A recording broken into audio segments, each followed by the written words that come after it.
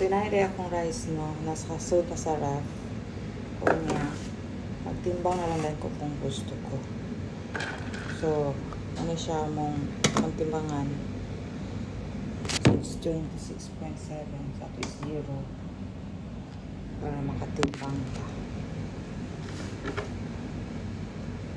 So, dapat 200 lang ako kaunan pag lunch. Medyo daghan-daghan pag lunch. Kaya, diretso naman na siya panihapon. Di naman ko ka panihapon. Tamaha, paniudto.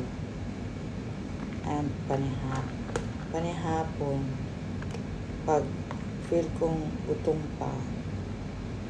Or, nakay gusto kaunan. Yun na lang. So, it's 200 sobra. So, okay na siya. Yun na yan. Yay! It's break time na naman. At ako lang naman mag-isa. Food na ako. Nainit na. Meron akong food. Wait I have chicken, adobong wings, and the rice. Wait. Akong rice is tinimbang ni siya. It's a basmati rice. Timbang na ako na siya o 200 grams. Muna karaghan na ang 200 grams sa basmati. No? So, mabusog naman po ko niya. Ako lang isa. Perminti lang din ako mag-isa mag-break. Kung sa mga cute, isa na sa ako. Bahala sila. Basta mo kaon ko. And, kinili akong chicken. Wala na siya natimbang. Kaya, ipon na lang na ako kung pila ako makaon. Pero, at least 4 wings ang pwede na ko kaunon. 4 to 5 wings. So, okay na siya. Daghan akong balon kay malay mo, nadaganahan kaon. Sumanghatag ka. It's it guys. Time check. 11:30. Mugin niya akong timpaniod to. And I have some grapes. Bago ko mukhaon og kanon, mukhaon sa ko og any fruits. So nikaon ako og bali 5 ani. Then I had ko magkanon. So muna akong routine. So yun lang. Nasabi ko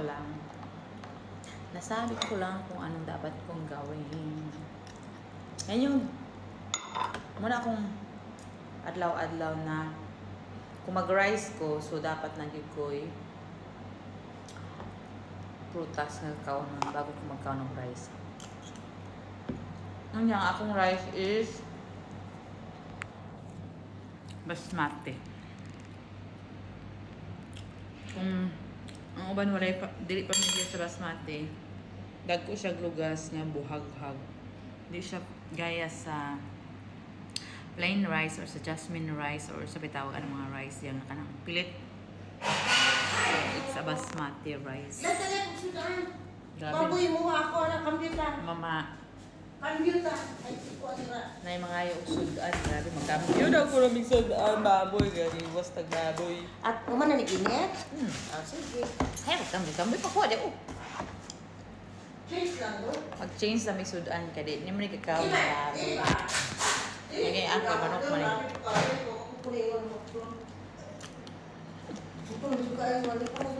Wala ka ngayon ah? Wala. So, nandito ka ba?